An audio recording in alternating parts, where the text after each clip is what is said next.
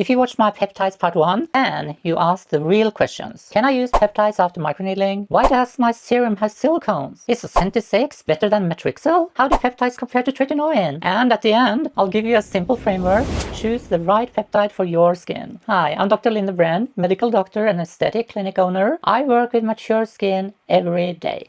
This is education, not personal medical advice. Today we are covering peptide structure, delivery reality, brand complexes decoded, devices plus peptides, silicones, Matrixyl with a Syn-Ake, peptides with a Tretinoin, peptides causing hair growth, injectable peptides. So let's go! Chapter 1, Mature Skin Breakdown. Mature skin usually has slower collagen production, slower repair, higher inflammation, barrier fragility. So the peptide families that matter most are signal peptides, carrier peptides, neuropeptides. Structure, shapes, expectation. Chapter 2, Why peptides don't work. Well, peptides can work, but only if they reach the right layer. The stratum corneum is a barrier. That's why you see palmitoyl peptides. You remember from our last video? Hydrating bases, penetration helpers. But here's the key. Consistency is delivery. 8 to 12 weeks, you guys, not 3 days. Chapter 3, Peptides plus Devices. This is going to be fast on you guys. Red light, lead first, peptides after. Microcurrent, gel first, cleanse, then peptides. Radio frequency, treat first, peptides after. Microneedling, it's recommended that you, the first 24 hours, keep it sterile, bland, and barrier support. Then, after 24 to 48 hours, bring in peptides, and timing matters more than brand. Chapter 4, Matrixyl and peptide complexes.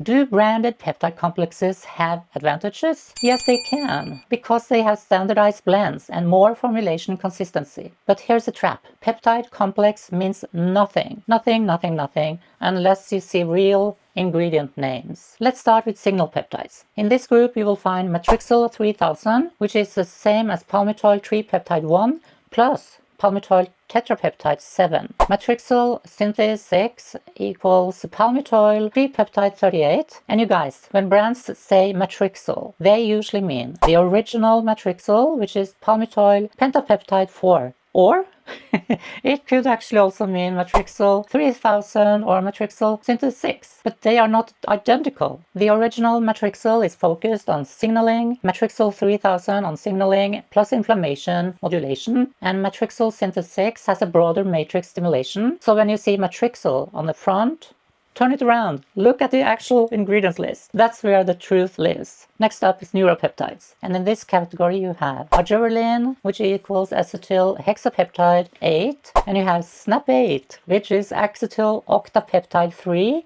Syn-Ake is inspired by Vaglarine. So what the F is Vaglarine, you may ask?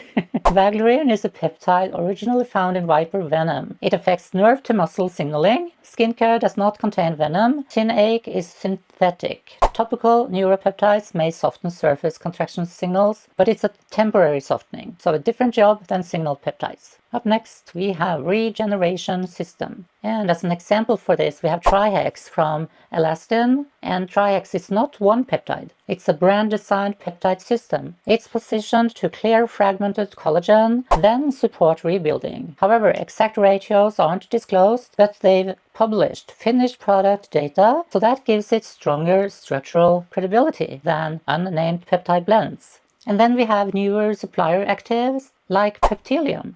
Peptilium is marketed as cranberry-derived biopeptides. It's positioned for barrier support, dermal-epidermal junction support, matrix stimulation, and on paper, biologically interesting. But here's the distinction. Mechanism is not the same as outcome. As of now, we don't have strong independent human data on finished products using it. So structurally, I place ingredients like this in tier C. Not because they're bad, not because they can't work, but because innovation still needs validation. Could it be nice? Absolutely yes. Automatically worth a luxury price? Not based on marketing alone.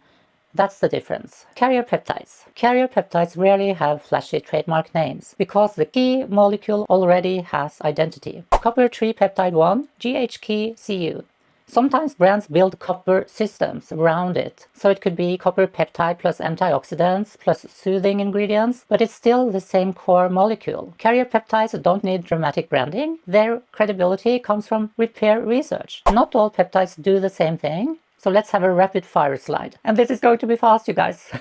Matrixyl, classic signal peptide and collagen support, among the most studied in cosmetics. Matrixyl 3000, collagen support plus inflammation modulation. It's balanced, especially useful for early structural decline. Matrixyl synthe 6 has a broader matrix stimulation, collagen stimulation, fibronectin, hyaluronic acid stimulation, more structural focus. Argireline and Snap 8, they are expression line peptides, subtle surface softening, not collagen builders. Syn-Ake, temporary relaxation effect, short-term visual smoothing. Copper peptides, repair, resilience, wound healing pathways, strong biological credibility. Growth factors, exciting science, variable cosmetic evidence. Bottom line, peptides support skin quality over time. They don't replace tretinoin, and consistency beats hype. Now, let's rank structure. Chapter 5, Peptide Pyramid Explained. Before we get into tiers and studies, I want to say something. You know I love trying new products. I get excited about new ingredients, new technologies, oh yeah,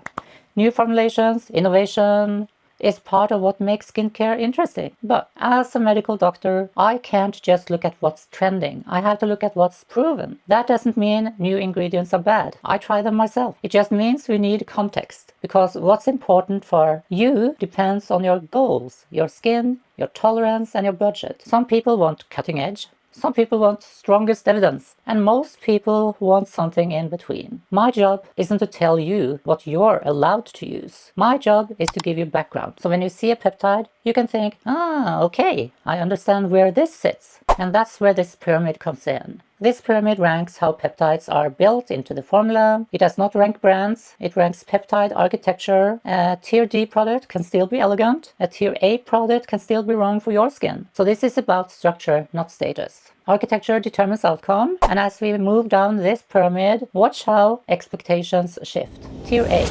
multi-pathway architecture. Tier A formulas are built around peptides, not decorated with them. They have multiple peptide families, layered signaling. If you remove the peptide, the formula loses its identity, and that's the standard. Here's a couple of examples from Tier A. Number 1 is the Medicaid Liquid Peptides Advanced MP. It contains Matrixyl synthe 6, Matrixyl 3000 components, copper peptides, Neuro-peptides, growth style signaling. So that's a network.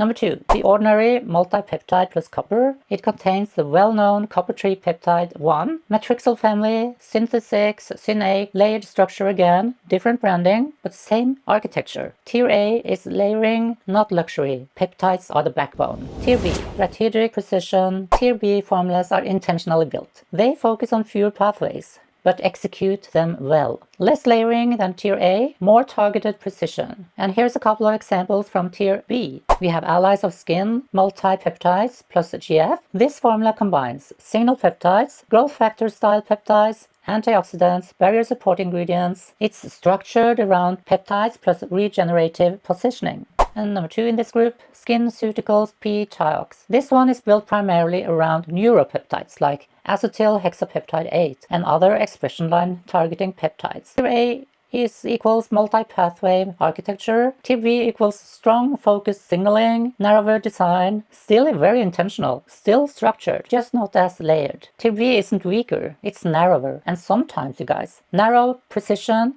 is exactly what a routine needs. Tier C, lighter architecture, real peptides, less diversity, more elegance than engineering. And here's an example from Tier C. Charlotte Tilbury Charlotte's Magic Serum Crystal Elixir. It contains acetyl tetrapeptide 9 and acetyl tetrapeptide 11, which are both valid peptides, but limited diversity, often surrounded by glow-enhancing ingredients. Peptides are present, but they're not layered. They're supporting, not driving. And that's Tier C. Tier D, supportive, presence. Here's an example from Biba. It contains palmitoyl tripeptide 5 and palmitoyl tripeptide 38. Really solid names, but limited structure again. Limited layering, the formula likely focuses more on hydration and feel. Peptides are supporting actors, not the main character. Tier D formulas can still be elegant, they can still feel beautiful on the skin, but structurally they are not built around multi-pathway peptide signaling. So that's Tier D. Now let's apply this thinking to a real controversy. Chapter 6. The Silicone Controversy. Paula's Choice and Medicaid both have dimethicone high on the ingredient list. So question becomes, isn't that bad? Not necessarily. And in peptide serums, it's often intentional. Dimethicone is a silicone. It's non-comedogenic, non-irritating. It does not clog pores. In structured peptide formulas, it's used for 3 reasons. The first one is barrier support. Dimethicone reduces water loss, and that helps mature skin tolerate actives better. Second, stability. Peptides are fragile. They're water-loving molecules. Dimethicone helps create a smooth, controlled environment so peptides stay on the skin longer instead of degrading too quickly. Third, distribution. It improves spreadability, which means more even application, which supports more consistent signaling. In well-engineered peptide serums, seeing dimethicone high on the list is not automatically a red flag. Often, it's actually a sign of thoughtful formulation. And this brings us to a bigger comparison, because once you understand structure, the real question becomes, how do peptides compare to the gold standard? Chapter 7. Peptides versus tretinoin. Now let's talk about the comparison people always ask about, peptides versus tretinoin. Tretinoin has decades of clinical data. It directly increases cell turnover and stimulates collagen production with measurable structural changes over time. It is really powerful, but it can also be irritating. Peptides work differently. They don't force change, they signal, they support repair pathway, they support the skin's structural proteins, they support resilience, they are gentler, slower,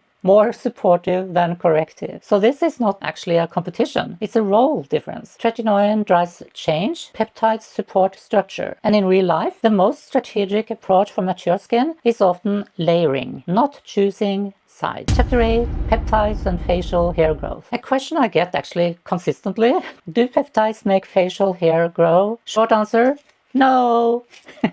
There's no good evidence that cosmetic facial peptides behave like hormones or suddenly stimulate new hair growth. They are signaling molecules for skin cells, not hormonal drivers. However, there are certain peptides used in scalp products that are positioned for hair support environments, but that's a different category. If you genuinely notice a change, pause it, reassess, but based on current evidence, facial peptide serums are not hair growth stimulators. Chapter 9. Injectable peptides. Warning. You may have heard of Epitelon, Sermorelin, BPC-157, Thymosin, Alpha-1. These are systemic compounds, not cosmetic peptides. If considering injectable therapy, consult your dermatologist or qualified physician. I do not recommend self-injecting peptides for beauty. Chapter 10. How to choose peptides. Here's the plan I promised you. Pick your goal. Firmness and structure, signal peptides, post-device recovery, copper peptide, expression lines, Argireline or SNAP8 type fragile barrier peptides plus a supportive base and no aggressive acids. Then you have to commit 8 to 12 weeks, not 3 days, you guys. And please comment below your age, your skin goal, and your current peptide. If you remember one thing from this, the difference isn't type, it's structure. Now you know how to see it. And once you see structure, you stop reacting to marketing and you start building strategy. Vitamin C mistake. If you're using peptides without understanding vitamin C, you're building on an unstable foundation. Most people are using vitamin C wrong when they combine it with peptides, and it's quietly undermining their results. So in next episode, I'm going to show you exactly why. Chapter 11. My final thoughts. So here's the shift. Stop asking which peptide is strongest. Start asking,